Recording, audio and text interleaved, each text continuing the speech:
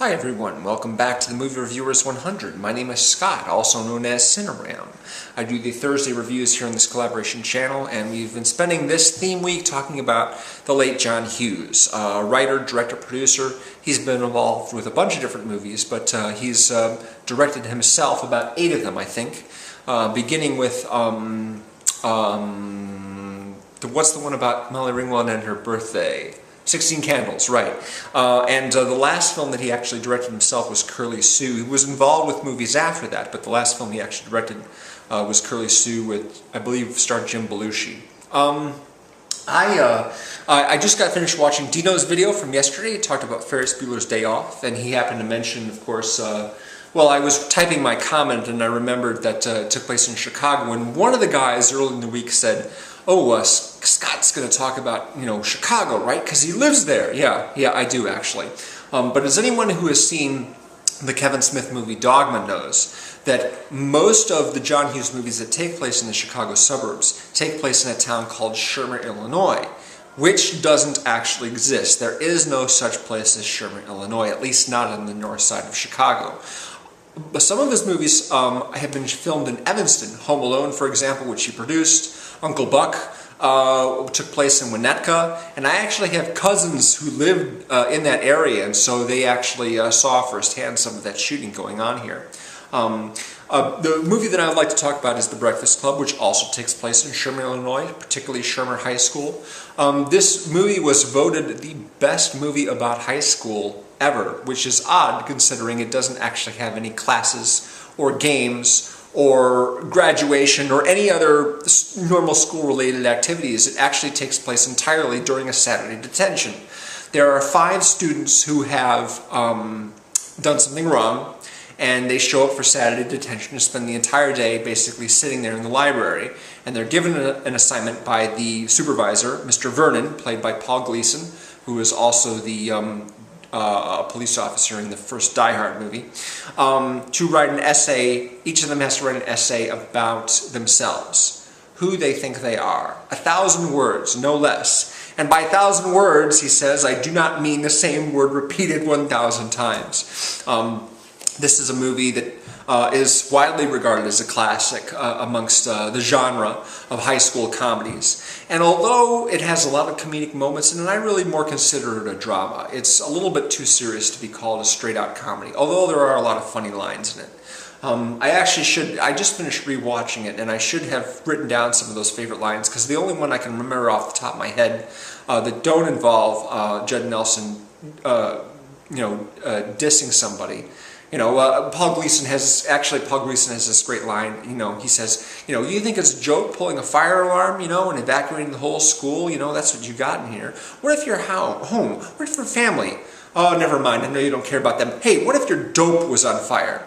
And Judd Nelson goes, impossible, sir. It's in Nelson's underwear. Or not Nelson, Johnson. Right, exactly. Brian Johnson. Which reminds me of another great line in the movie. He's going through Anthony Michael Hall's lunch. Anthony Michael Hall plays Brian Johnson, and he says to him, well, Brian, this is a very nutritious lunch. Did your mother marry Mr. Rogers? And Anthony Michael Hall goes, no, Mr. Johnson. And I was like, oh, that's just perfect, Great that he finally got one of those killer lines. And Judd Nelson, of course, is the guy who's pretty much the star of this movie. Technically, it's an ensemble movie where you have 5 or at least 4 characters of more or less equal importance. The 5th character is played by Sheedy. She doesn't talk for like the entire first part of the movie. She's very socially withdrawn. She finally starts to participate in the conversations a little bit. But this movie is just basically the 5 of them hanging out during Saturday detention. They're not supposed to do anything but just sit there and write. But of course, they don't do that. They end up hanging out. They end up ripping on each other's social groups. The Molly Ringwald character, Claire, is one of the sort of a prom queen type. She's very pretty, very popular, wears nice clothes, has all the right friends. Whereas the Judd Nelson character, John Bender, is antisocial and causing trouble, and is the kind of guy that a girl should not bring home to her parents. Emilio Estevez character, Andy, is on the wrestling team. He's a jock. He's very intent on getting some kind of college scholarship, via sports that will enable his successful future. Brian is Anthony Michael Hall's character. You know, he's very, very slight and skinny, unlike adult Anthony Michael Hall, who's, you know, a big buff guy. Yeah, he's in the nerd clique. And Sheedy's character, Allison, is self-described basket case. She's someone who just doesn't fit in anywhere, really. Doesn't have any friends, is socially withdrawn, wears her hair over her eyes, wears unflattering clothes, you know, basically the opposite of Claire, the exact opposite. So they're types, really, they're types. And as the story goes on, as they start talking, of course, they tend to diss each other's groups. Anthony Michael Hall's character, Brian, he's a member of math club and physics club, academic clubs, basically, which are considered socially undesirable by most of the other students in school. Claire's got her hoity-toity friends. Bender's got his burnout friends, you know, guys who, you know, don't appear to have much of a future. Andy's got his all his jock friends, everything like that, you know, all the sports guys. So they've all got their groups, and they all sort of diss each other and look down upon each other for the most part. But in the second half of the movie, as they get to talking a little bit more, they talk more about how every one of them sort of experiences this pressure to conform to a particular type. And this is something that I noticed in actually the movie High School Musical. Yes, I have seen High School Musical, the made-for-Disney movie or whatever, the Disney Channel movie. There's a whole number devoted towards kids who are in these particular groups. One of them is a skateboarder, one of them's an academic, you know, person who is good at, you know, getting good grades and everything like that. But they each have this one interest that doesn't fit in with the group. And their friends, their so-called friends, basically, are telling them, no, we don't want to hear about that, okay? It doesn't fit in with the rest of us. No, you know, stick to the stuff you know. If you want to be cool, there's one simple rule, stick to the status quo. That's how the song goes. Really good song. It's my favorite in the show. That's stretching it a bit. It's the only song in the show that I like. Anyway, it's kind of the same thing here, and that's why I consider this more of a drama than a comedy, because it does get into pretty serious issues. There's talk of parental abuse, there's talk of suicide, thoughts of suicide, things like that, you know, some serious issues going on here. And the set piece, the centerpiece of the movie for me is the scene in which they're all sort of hanging out at one of the upper levels of the library, just talking, and it's like a 15-minute long scene of them just talking amongst each other about their expectations of their friends, their family, things like that, which is one of the most important reasons why I consider it a drama. There's lots of sight gags and things like that, and there's a funny little musical sequence that happens later on in the picture where all are sort of dancing around to a rock song. I can't remember the name of the song off the top of hand, but it's a scene that I would go back and rewatch a few times just because people make fun of the dancing, but I think it's funny. There's one point where they're actually all sort of dancing on what looks like a railing, a second floor railing in the library, and there's a big open drop there. They could fall at any second, but I'm just thinking, hey, this is dangerous, but I guess they're living on the edge, the whole bunch of them.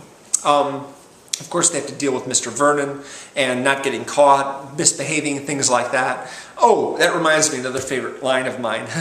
At one point, Bender gets banished to basically a supply closet. So he climbs up in the ceiling and crawls through the crawl space back to the library so he can rejoin the rest of them. And then he falls through the ceiling, and he falls through the plaster that makes up the ceiling tiles. And he walks in the room, and everyone's looking at him, and they're like, what happened?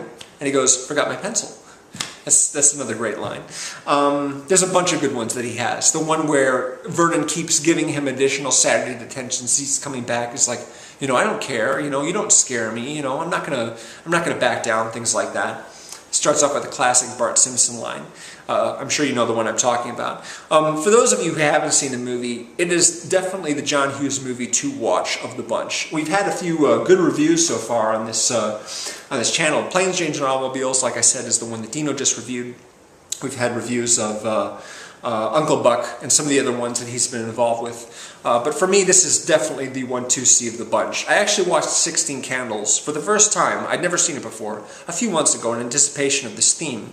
And I didn't really like it all that much. It's a little bit too goofy, kind of overly comical sound effects. I just didn't dig it. You know, there's a lot of really good actors in it, but you know, it just wasn't a big deal for me. I like this movie much better, and I think that if there's any movie, if you only see one John Hughes movie, it has to be The Breakfast Club. I definitely side with Entertainment Weekly on the fact that it's a terrific high school movie. The best one, I don't know about, but it's certainly a really good one, especially coming out of the 80s. I forgot to mention Chicago. No, I didn't. I mentioned that already. I'm actually redoing this whole video because I forgot to mention Chicago in my first take. So thank you very much for watching. Appreciate it. If you haven't seen the other guys' videos, please do so, especially if you're a John Hughes fan. We'll have a new theme with Big Al starting tomorrow, so please tune in for that. Thanks very much. Take it easy.